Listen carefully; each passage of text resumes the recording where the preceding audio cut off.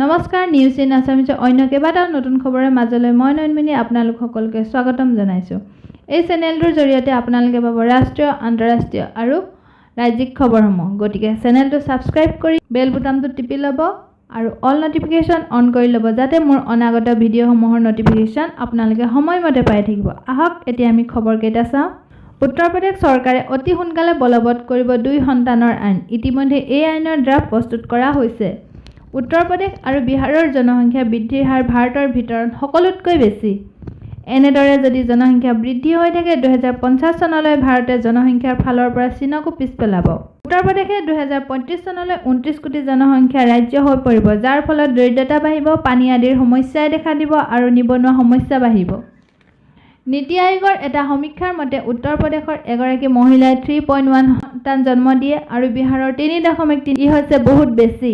সেয়েহে উত্তৰ প্ৰদেশ চৰকাৰে population control বিল আনিছে। যদি এজন চৰকাৰী ব্যক্তিয়ে দুটাতকৈ বেছি সন্তান জন্ম দিয়ে চৰকাৰী প্ৰমোচন নাপাব। এই বিল পাছ হোৱাৰ পাছত কোনো দুটাতকৈ যদি অধিক সন্তান থাকে তেনে ক্ষেত্ৰত তেওঁ চৰকাৰী চাকৰি নাপাব। যদি দৰিদ্ৰ সীমাৰেখাৰ তলৰ কোনো ব্যক্তিয়ে এজনী ছোৱালী সন্তান জন্ম হোৱাৰ পাছত বন্ধ্যাকৰণ কৰায় তেনে ক্ষেত্ৰত পিতৃ মাতৃয়ে পাব 1.5 লাখ টকা।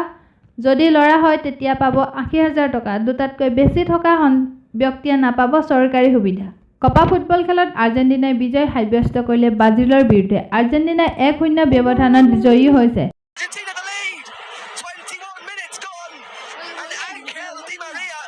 28 বছৰৰ পাছত আৰ্জেণ্টিনাই জিকিছে কপা কাপ। ভাৰতত লাগু হ'ব ইউনিফৰ্ম চিভিল কোড। এই আইনৰ জৰিয়তে বিবাহ বিচ্ছেদ, উত্তৰাধিকাৰীৰ বাবে একে আইন আৰু সকলো ব্যক্তিৰ ওপৰত প্ৰযোজ্য হ'ব। দিল্লী হাইকোৰ্টে ক'লে যে দেশত ধৰ্ম জাতিৰ এনাজৰী ছিঙিছে। এইবাবে আন্তৰ্জাতিক বিবাহ বা বিচ্ছেদৰ মাজত বহু অসুবিধা হৈছে। যাতে এনেধৰণৰ সমস্যা দূৰ কৰিব পাৰি তাৰ বাবে প্ৰয়োজন হৈছে ইউনিফৰ্ম চিভিল কোড।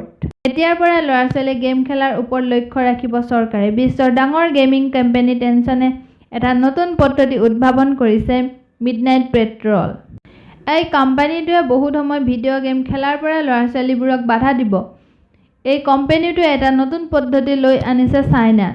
এই টেকন'লজিৰ দ্বাৰা ফেচ ৰিকগনাইজ হ'ব যাতে ল'ৰা-ছোৱালী অন্য ব্যক্তিৰ আইডিৰে দিনটো ৰাতিটো গেম খেলিব নোৱাৰে। কিয়ন ইণ্ডিয়াই কব্জা কৰিব ভাৰতীয় সম্পত্তি। 20টা ভাৰতীয় সম্পত্তি যিবোৰ আছে বিদেশত কব্জা কৰিব কিয়ন ইণ্ডিয়াই। ব্ৰিটিছ কোম্পানী কিয়ন ইণ্ডিয়া ফ্ৰেঞ্চ কোৰ্টৰ অনুমতি মতে জব্দ কৰিব 20টা ভাৰতীয় সম্পত্তি। তাৰ মূল্য হ'ব প্ৰায় 20 মিলিয়ন ইউৰোছ। ভাৰত চৰকাৰ আৰু কিয়ন ইণ্ডিয়াৰ বিবাদ চলি আছিল ইণ্টাৰনেশ্যনেল কোৰ্টত, য'ত কিয়ন ইণ্ডিয়া জয়ী হৈছে। এই সকলোবোৰ বিবাদ হ'ল ভাৰতীয় ৰেট্ৰস্পেক্টিভ আইনৰ বাবে। ৰেট্ৰস্পেক্টিভ ল' অধীনত হোৱা কোনো কোম্পানী ভাৰতৰ পৰা উঠি যাব বিচাৰে তেতিয়া টেক্স পে' কৰিব লগা হয়। কিয়ন ইণ্ডিয়াই ভাৰতৰ শ্বেয়াৰ বিক্ৰী কৰি যাওঁতে 6,000 কোটি টেক্স দিব লগা হৈছিল। 2006 চনত কিয়ন ইণ্ডিয়াই যেতিয়া টেক্স দিছিল তেতিয়া একো নাছিল। অৱশেষত 2013 চনত ভাৰত চৰকাৰৰ ফালৰ পৰা এই টেক্সৰ কথা উল্লেখ কৰে আৰু এই ঘটনা ইণ্টাৰনেশ্যনেল কোৰ্ট পায়গৈ আৰু কিয়ন ইণ্ডিয়া জয়ী হয়। আৰু কয় যে ভাৰতে কোম্পানীৰ লগত হোৱা চুক্তি ভংগ কৰিছে। এতিয়া ভাৰতে কিয়ন ইণ্ডিয়াক ৰেট্ৰস্পেক্টিভ টেক্সসমূহ ঘূৰাই দিব লাগিব, অন্যথা বিদেশত থকা ভাৰতীয় সম্পত্তি জব্দ কৰিব। ভাৰতৰ প্ৰায় $70 বিলিয়ন সম্পত্তি বিদেশত আছে। যদিহে খবৰসমূহ ভাল পালে ভিডিঅ'টো লাইক কৰি শ্বেয়াৰ কৰি যাব। ধন্যবাদ।